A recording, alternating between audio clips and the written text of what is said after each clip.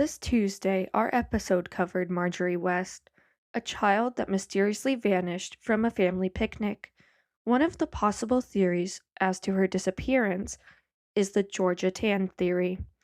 Georgia Tann was a renowned black market child dealer. Today, I am going to cover the case of Georgia Tann.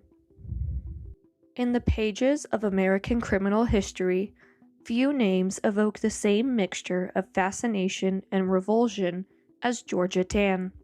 Between the early 1920s and her death in 1950, Tann transformed the Tennessee Children's Home Society, a state-funded orphanage in Memphis, into a sprawling, illegal adoption enterprise that trafficked more than 5,000 infants to affluent families across the U.S. Her operation combined legal subterfuge, political patronage, and outright kidnapping, and it left a legacy that reshaped adoption law, inspired countless works of nonfiction and fiction, and continues to haunt the lives of survivors and their descendants. Georgia Tann was born Beulah Georgia Tann on July 18, 1891, in Philadelphia, Mississippi, to Judge George Clark Tann and his wife Beulah. Her father, a local judge, wielded considerable authority in the small community and frequently presided over child placement cases, sending children of poorer families to, quote, better off homes. Young Georgia watched him, quote, place children of people who came before him with alternative families, end quote, a practice that impressed upon her the notion that legal power could redirect the fates of vulnerable children. Judge Tann envisioned a genteel future for his daughter. He hoped she would become a professional pianist, paying for lessons that she dutifully attended, though she disliked playing. In 1913, she earned a music degree from Martha Washington College in Virginia, a respectable credential for a Southern woman of her class, but her true interests lay elsewhere. Defying gender norms, Tann studied law under her father's tutelage, passed the Mississippi bar exam, and thereby became one of the few women lawyers of her era. Her father, however, deemed the legal profession unusual for a woman and steered her towards social work, a field deemed socially acceptable for educated women of the time. She took summer courses at Columbia University and, in 1916, secured a position as receiving director at the Mississippi Children's Home Society, where she began mastering the intake paperwork, medical certificates, and court orders that governed child placement. Tann's early methods in Mississippi already hinted at the ruthlessness that would later define her career. She, quote, took children from poor parents and placed them with better-off families, a practice justified by the prevailing belief that wealth equated to virtue. By 1924, the Mississippi Society fired her for inappropriate child placing methods, a euphemism that likely encompassed the coercive tactics she had already employed. Undeterred, Tann moved to Memphis with her partner, Anne Atwood Hollingsworth, later known as simply Anne, and their 2 children, seeking a large stage for her ambitions. The Tennessee Children's Home Society, founded in 1897 and funded by a $18,600 annual federal grant, about $275,000 today, was a state-licensed but unregulated adoption agency overseen by the Child Welfare League of America.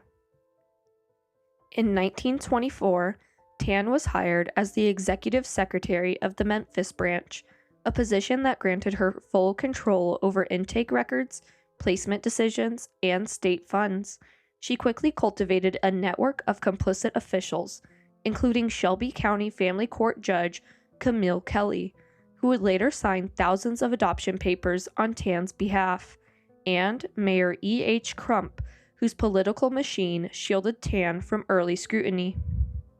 Tennessee law limited agencies to charging only $7 for in-state adoptions, but out-of-state placements were uncapped, allowing Tann to charge affluent families up to $5,000 per child, roughly $11,000 today. She fabricated invoices for background checks she never performed, inflated travel costs, and created fictitious paperwork fees, pocketing 80% of the money in a secret bank account under a false corporation name. This profit motive drove her to expand the supply of children beyond voluntary relinquishments.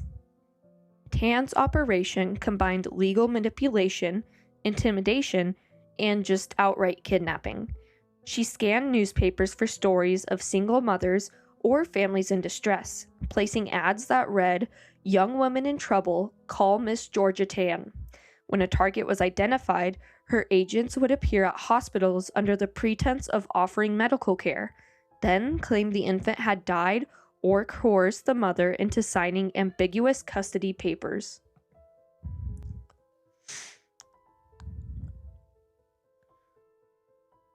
Two examples of this are, in 1946, Alma Sipple was told her daughter died of pneumonia. Decades later, after recognizing Tann on an episode of Unsolved Mysteries, she learned the child was alive. The daughter resurfaced as Sandra Kimbrell in 1989. A second one is, in 1943, Mary Reed, an 18-year-old mother who gave birth out of wedlock in Memphis, signed unclear forms and later discovered her son Steve had vanished mysteriously from the nursery. When the supply of voluntary relinquishments dwindled, Tann resorted to roundups, where a convoy of cars would storm neighborhoods, seize infants from homes, and transport them to the TCHS mansion. One victim, Alma Sipple, described how Tann claimed she could get the child free medical care, but then told Alma her daughter had died. Tann's agents also targeted children born in mental institutions, exploiting the stigma attached to mental illness to silence mothers. Tann drafted adoption paperwork in collaboration with Judge Camille Kelley, producing documents that rescinded all parental rights from birth mothers, often while the mothers were still under sedation. The society's records were deliberately destroyed or altered, creating a paper trail of faked birth certificates and sealed files. As a result, many adoptees could not locate their biological families for decades. Estimates suggest the TCHS collected more than $1 million in illegal adoption fees, placing over 5,000 children with adoptive families. The profits not only enriched Tann personally, who allegedly pocketed 80 to 90% of the fees, but also funded a lavish lifestyle of new cars and vacation homes. The Crump political machine, with its control over Memphis police, the judiciary, and city officials, provided a protective shield for Tann. When families complained about missing children, their grievances fell on deaf ears because Mayor Crump and his allies were complicit. The network also included doctors, lawyers, and judges who either looked the other way or actively participated in the scheme. In 1947, Hollywood star Joan Crawford adopted twin daughters, Kathy and Cynthia, through the TCHS. While the adoptions were presented as charitable rescues, the twins were stolen from their birth mother, whose identity remained sealed. Their adoption contributed to the myth that celebrity families rescued abandoned children, obscuring the criminal nature of the transaction. Professional wrestler Ric Flair grew up believing he was an ordinary adoptee. In the 1990s, DNA testing and investigative journalism revealed that he had been kidnapped by Georgia Tann and sold to a wealthy family. His public revelation highlighted how high-profile adoptees could be unwitting participants in Tann's black market.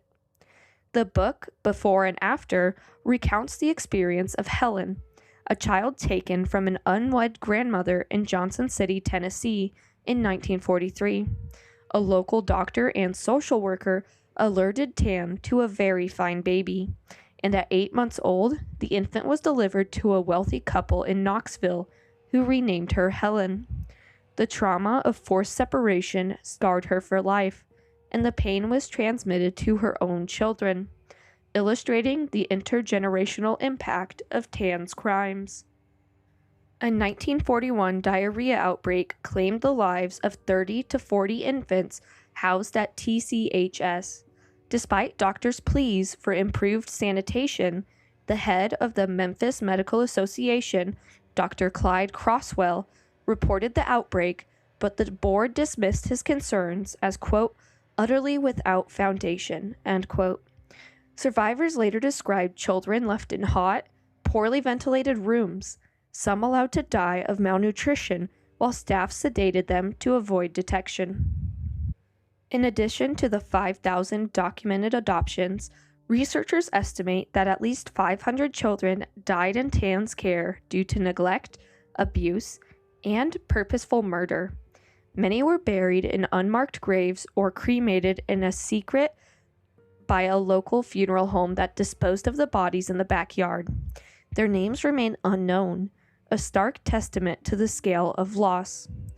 The Child Welfare League of America, CWLA, the national accrediting body for adoption agencies, dropped TCHS from its membership in 1941, citing lack of follow-up on adoptions and advertising children for adoption.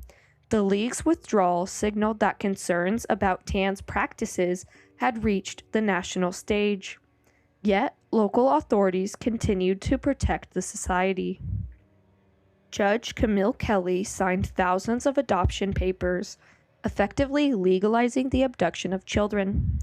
Although never formally charged, a 1951 state report noted that she failed on many occasions to aid destitute families and permitted family ties to be destroyed. Her actions illustrate how judicial discretion was weaponized to legitimize the black market. Barbara Raymond's 2007 book describes how deputy sheriffs would, quote, haul off babies and children, end quote, from the homes of poor families on Tann's orders. This direct involvement of law enforcement demonstrates the systematic nature of the trafficking.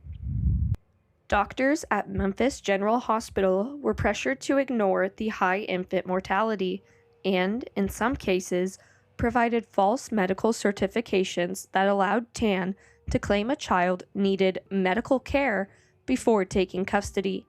The medical establishment's silence further enabled the scheme to flourish. In September 1950, Governor Gordon Browning received reports that TCHS was selling children for profit. He ordered a formal investigation on September 11th, appointing attorney Robert Taylor to lead the probe. The investigation uncovered that Tann and the society had amassed over $1 million in illegal fees and that records had been destroyed or falsified. The investigation's findings were published in newspapers across the nation within days.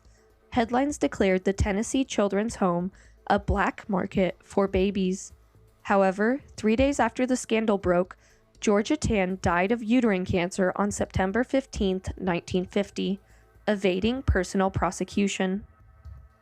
Although Tann died before charges could be filed, the state of Tennessee sued her estate for $500,000. The case settled out of court, with her beneficiaries surrendering 2/3 of the estate, approximately $82,000. The society itself paid a $100,000 settlement and was forced to close by the end of 1951. The scandal prompted Tennessee's 1951 adoption law overhaul, mandating state oversight of private agencies, requiring background checks, and restricting sealed records. In 1996, Tennessee enacted Chapter 532, allowing adult adoptees to request original birth records if at least one birth parent consented. Despite these reforms, only 2 states, Alaska and Kansas, now permit unrestricted access to original adoption records. Advances in genetic genealogy have enabled dozens of adoptees to locate biological siblings and parents. For example, Ric Flair's DNA test confirmed his adoption through TCHS, and Alma Sippel's reunion with Irma was facilitated by DNA matching. These modern tools highlight both the lasting impact of Tann's deception and the possibility of closure for survivors. Legal scholars argue that the systematic removal of birth parent information and the failure to provide restitution constitute a civil rights violation that persists.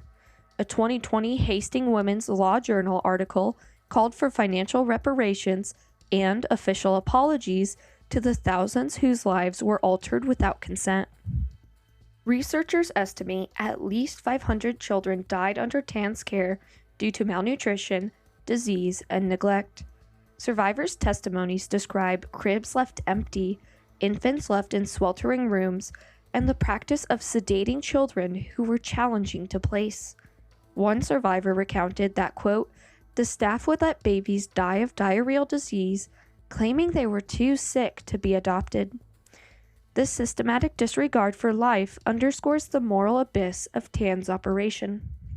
During the 1920s through the 1940s, unwed mothers were socially shamed and often institutionalized. This stigma created a market for closed adoptions, wherein the birth mother's identity was erased to protect family reputation. Tann exploited this cultural norm, promising to protect mothers and children against the taint of illegitimacy. At the time, adoption was largely unregulated at the federal level. The black market adoptions were not illegal, though they were ethically condemned. This legal vacuum allowed Tann to operate with impunity, as long as she maintained the appearance of a charitable agency. The TCHS scandal forced a nationwide reevaluation of adoption practices. It catalyzed the adoption record access movement, leading to state-level reforms that now require open records and background checks. Nonetheless, sealed record statutes still exist, a remnant of the secrecy Tann championed. Tann's story has been retold in books, documentaries, podcasts, and fictional works. The memorial at Elmwood Cemetery, inscribed with the words, "In memory of the 19 children who finally rest here unmarked, the hard lesson of their fate changed adoption procedure and law nationwide," serves as a tangible reminder of the human cost. Survivors continue to share their stories, demand official apologies, and seek reparations. The DNA-driven reunions illustrate a slow, hopeful restoration of identity. Yet many families remain irreparably broken, their histories forever altered by a system that valued money over humanity. Georgia Tann's life is a stark illustration of how education, ambition, and a willingness to manipulate law and society can converge into a monumental crime. From a judge's daughter in rural Mississippi to the executive secretary of a state-funded orphanage, she harnessed legal knowledge, political patronage, and social work rhetoric to build a black market baby trafficking empire that exploited poverty, stigma, and the hopes of the affluent. Her victims, ranging from celebrity-adopted twins to anonymous infants who died in a sun-baked nursery, represent a spectrum of suffering that continues to echo across generations. While legal reforms have closed many of the loopholes she exploited, the psychological scars endured by survivors and the ongoing fight for full record access and reparations demonstrate that the consequences of Tann's actions still reverberate. In the words etched on the Elmwood Cemetery memorial, the hard lesson of their fate serves as both warning and call to action, a reminder that adoption must be rooted in transparency, accountability, and the protection of children's rights, lest history repeat the darkest chapters of the past. This podcast is written and recorded by me, Shay, and edited by my husband, Toby. If you liked it, give us a like and a review, and hit that follow button. It really helps weirdos like me keep researching even weirder cases like this. This has been The Evidence Locker. Stay safe, stay curious. Join us next time as we open another locker.